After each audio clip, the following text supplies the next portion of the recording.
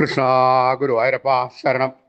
പൊന്നുണ്ണിക്കണ്ണൻ്റെ ഉഷപൂജ അലങ്കാരം രാവിലെ 4 മണിയോടുകൂടി മലർനിവേദ്യം കഴിഞ്ഞ് ശ്രീകോവിൽ നട തുറന്നു. പൊന്നുണ്ണിക്കണ്ണനതാ ശ്രീലകത്ത് പുഞ്ചിരി തൂക്കി നിൽക്കുകയാണ്. നെയ്വിളക്കുകളെല്ലാം നിറഞ്ഞ് കത്തുന്നുണ്ട്. ആ വിളക്കിൻ്റെ ശോഭയിൽ പൊന്നുണ്ണിക്കണ്ണൻ്റെ പുഞ്ചിരിക്ക് കൂടുതൽ ഭംഗിയുണ്ട്. പൊന്നുണ്ണിക്കണ്ണൻ്റെ തിരുമുഖം ചന്ദനം ചാർത്തിയിട്ടുണ്ട്. നെറ്റിയിലൊരു സ്വർണ്ണഗോപിക്കുറി അണിയിച്ചിട്ടുണ്ട്. ചെവിയിൽ ചെവിപ്പൂക്കൾ വെച്ചിട്ടുണ്ട്. മാറത്ത് ഒരു സ്വർണ്ണത്തിലകവും ഒരു സ്വർണ്ണമാലയും ചാർത്തിയിരിക്കുന്നു. പൊന്നിൻ കിങ്ങിണി കെട്ടി പട്ടുകോണകമെടുത്ത് ഒരു വെളുത്ത പട്ട് ഞൊറിഞ്ഞുടുത്തിട്ടുണ്ട്. കയ്യിൽ ഓടക്കുഴലും താമരയുമുണ്ട്. സ്വർണ്ണ കിരീടം ചാർത്തിയ കിരീടത്തിന്മേൽ 2 തിരുമുടിമാലകളും 2 വലിയ വനമാലകളും ചാർത്തിയിരിക്കുന്നു. ആ സുന്ദരനായ പൊന്നുണ്ണിക്കണ്ണൻ പുഞ്ചിരി തൂകി നിൽക്കുന്ന രൂപത്തിലാണ് നട തുറന്ന സമയത്ത് ക്ഷേത്രത്തിലുണ്ടായിരുന്ന ഭക്തന്മാർക്ക് എല്ലാവർക്കും ദർശനം കൊടുക്കുന്നത്. ഈ കണ്ണൻ്റെ രൂപം കണ്ടതോടുകൂടി എല്ലാവരും ആനന്ദത്തിലാറാടി ആ കണ്ണൻ്റെ അടുത്തേക്ക് അതാ ഓടി ഓടി ഓടി പോകുന്നു. കൃഷ്ണനാമം ചൊല്ലിയും കൊണ്ട് അവർ ഓടുന്നു. ആ സോപാനപ്പടിയിൽ നിന്ന് ആ പൊന്നുണ്ണിക്കണ്ണനെ കൺകുളിർക്ക കണ്ട് ആ കണ്ണൻ്റെ തൃക്കാൽക്കൽ വീണ് നമസ്കരിക്കണോ, പ്രാർത്ഥിക്കണോ. കണ്ണൻ അവരെ എല്ലാവരെയും അനുഗ്രഹിക്കണം.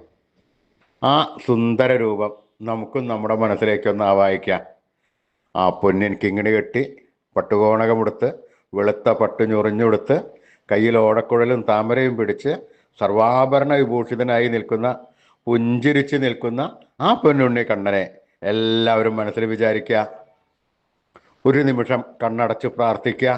ആ കണ്ണൻ നമ്മുടെ മനസ്സിൻ്റെ ഉള്ളിൽ ഒഴിക്കതാ വരണു.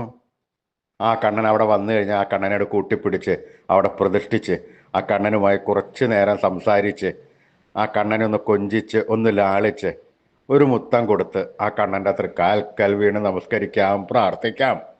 ആ കണ്ണൻ്റെ അനുഗ്രഹം നമുക്കെല്ലാം എപ്പോഴും ഉണ്ടാകും. എല്ലാവരും നാമം ജപിച്ചോളൂ. നാരായണ നാരായണ നാരായണ നാരായണ.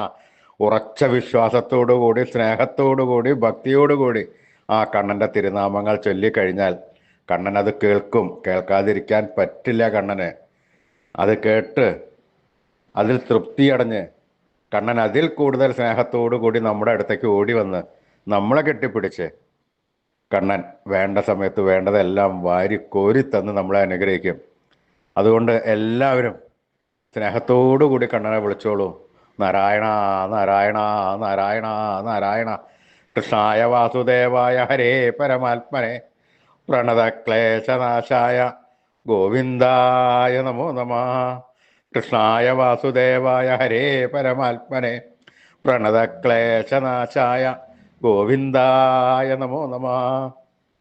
കൃഷ്ണായ വാസുദേവായ ഹരേ പരമാത്മനെ പ്രണതക്ലേശനാശായ ഗോവിന്ദായ നമോ നമഃ. അച്യുതാനന്ദ ഗോവിന്ദ അച്യുതാനന്ദ ഗോവിന്ദ അച്യുതാനന്ദ ഗോവിന്ദ. ഈ നാമത്രയ മന്ത്രം എല്ലാവരും ദിവസേന ഉപാസിക്കുക. ഉപാസനാ മട്ടിൽ തന്നെ നിങ്ങളിത് എടുക്കണം. ഋഷീശ്വരന്മാർ തലമുറകൾ കൈമാറി തന്ന ഈ അമൂല്യ നിധി ആണ് ഈ മന്ത്രം.